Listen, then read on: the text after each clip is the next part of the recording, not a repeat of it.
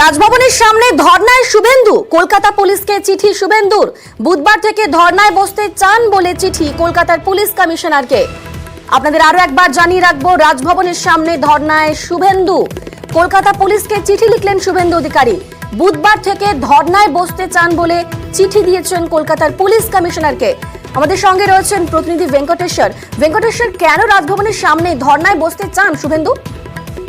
দেখো, বিজেপি নেতৃত্ব বা শুভেন্দু অধিকারী তারা বারবারই অভিযোগ করে আসছেন যে লোকসভা ভোট মিটতেই সেখানে ভোট পরবর্তী অশান্তি হচ্ছে। সেই অশান্তিতে সেখানে বিজেপি কর্মী সমর্থকদের উপর মারধর করা হচ্ছে, এমন অভিযোগও করা হচ্ছে এবং অনেকেই বিজেপি কর্মী তারা ঘর ছাড়া। সেই সামগ্রিক বিষয় নিয়েই তুমি জানো যে গতকাল রাজ্যপালের সঙ্গে দেখা করতে চেয়েছিলেন শুভেন্দু অধিকারী, কিন্তু রাজভবনের পক্ষ থেকে অনুমতি দেওয়া হলেও শেষ পর্যন্ত শুভেন্দু অধিকারী তিনি কিন্তু রাজভবনে প্রবেশ করতে পারেননি, কারণ সেখানে পুলিশের পক্ষ থেকে ব্যারিকেড করে দেওয়া হয়েছিল।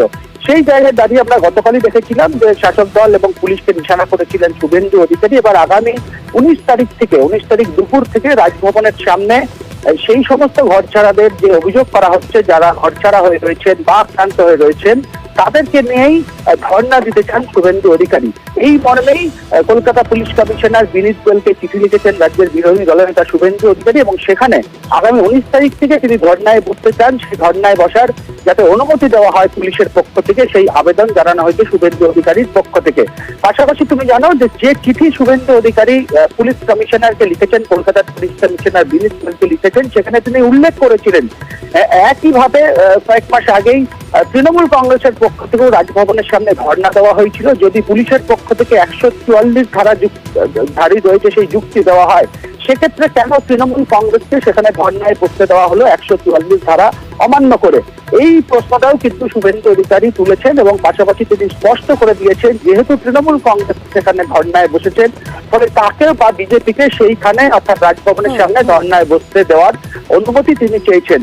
তবে সামগ্রিকভাবে পুলিশের পক্ষ থেকে এখন শেষ পর্যন্ত তার জবাব কি হয়, অর্থাৎ শুভেন্দু অধিকারী যে চিঠি লিখেছেন, ধর্ণায় বসার আবেদন করেছেন এবং 19 তারিখ দুপুর থেকে অর্থাৎ বুধবার দুপুর থেকে অনির্দিষ্টকালের জন্য একেবারে ঘর ছাড়া যারা হয়ে রয়েছে, যারা আক্রান্ত হয়ে রয়েছেন, যে অভিযোগ বারবারই করা হচ্ছে শুভেন্দু অধিকারীর পক্ষ থেকে, তাদেরকে সঙ্গে নিয়েই রাজভবনের সামনে 19 তারিখ থেকে ধর্ণায় বসতে চান এবং সেই মর্মেই কলকাতা পুলিশের কাছে আবেদন জানানো হয়েছে যাতে অনুমতি দেওয়া হয় সেই ধর্ণা অবস্থান আন্দোলনের। বেশ, ধন্যবাদ ভেঙ্কটেশ্বর।